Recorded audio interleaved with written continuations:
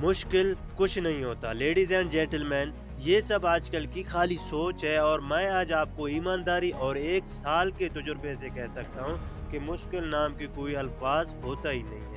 انسان کبھی چاند پر نہیں پہنچ سکتا۔ ڈاکٹر لیڈی فورسٹ، ایک مشہور الیکٹریکل انجینئر سائنٹسٹ گزرے، ایک سٹیٹمنٹ انہوں نے پاس کیا کہ 1955 کے اندر 1955 کے اندر ہی پاس دی سٹیٹمنٹ، انسان کبھی چاند پر نہیں پہنچ پائے گا، اٹ از امپوسیبل۔ کیا کہہ رہے ہیں کہ انسان کبھی چاند پر نہیں پہنچ پائے گا، for a human being to cross earth globe, زمین خلا آسماں کے ایک ٹاپ سائنٹسٹ کہہ رہے ہیں۔ لیکن ایک بیرے نے یہ بات نہیں سنی اور پہنچ گیا ایک آدمی اپنا بستہ اٹھا کے، جس کا نام تھا نیل آرمسٹرانگ، 1969 کے۔ اس کے بعد تو اسپیس جرنی ایسی ہوئی کہ جیسے لندن سے پیرس اور USA جانا چاہتا۔ تو کیا چاہیے؟ لوگوں کی باتیں نہیں سننی چاہیے، بٹ آپ کا جو فوکس ہے، just focus on your goal, never listen losers and never listen every one.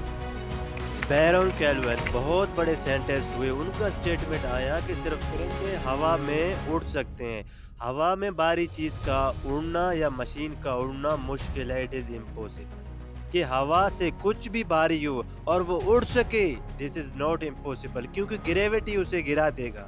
لیکن تماچا مارا ان لوگوں نے اور لکھ کے دیا کہ ہم نے سائیکل کے اسپیئر پارٹ سے انسانوں کو پرندہ بنا دیا، سائیکل کے اسپیئر پارٹ سے انسان کو اڑا دیا۔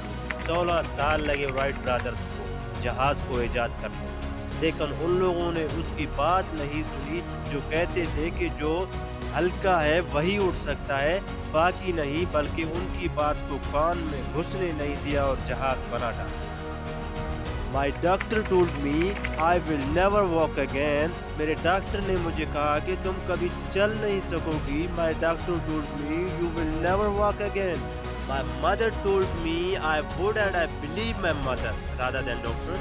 Wilma Rudolph ایک ایسی لڑکی تھی جن کو پولیو تھا، جن کو ڈاکٹر نے بولا تو چل نہیں سکو گی، لیکن ماں نے کہا تو چل سکتی ہے۔ اس نے کہا کہ میں نے ڈاکٹر کی بات نہیں مانی، میں نے اپنی ماں کی بات مانی۔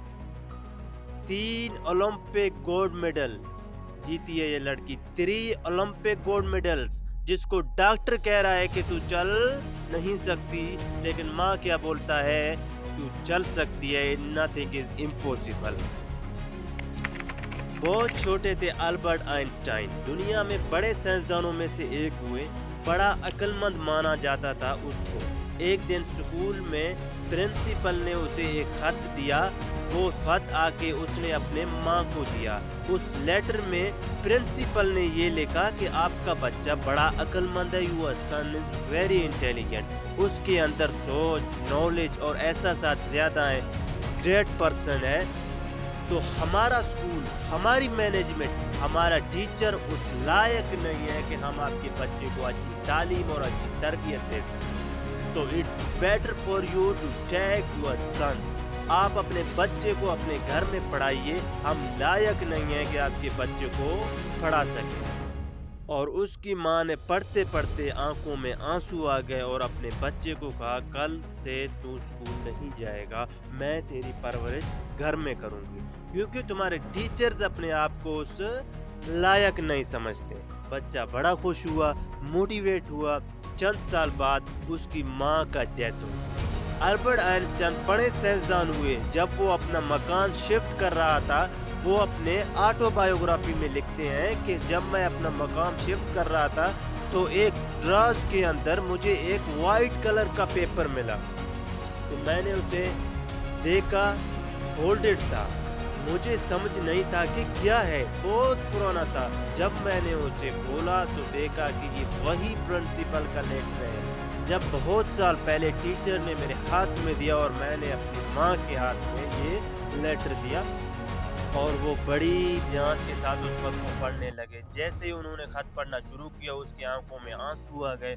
اس میں لکھا تھا کہ تمہارا بچہ بے عقل ہے، بے وقوف ہے، یہ ہمارے اسکول میں پڑھنے کے لائق نہیں ہے، اس کو آج کے بعد ہمارے اسکول میں مت بھیجنا، اس کی دیکھ بھال خود کرنا۔ ماں نے الٹا پڑھا، माँ ने उल्टा पढ़ा कि नहीं, ऐसा नहीं है, तू सब कुछ कर सकता है, तेरे पास पावर है, जो तुम चाहो वो कर सकते हो, you can do everything, you can do wonder, nothing is impossible.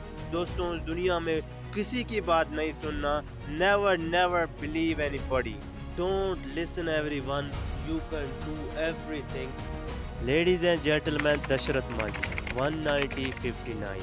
शहर और गांव के दरमियान 110 मीटर पहाड़ था। दशरथ मांझी पहाड़ के उस तरफ लकड़ियां काट रहा था और उसकी बीवी रोजाना उसका खाना पहुंचाता था।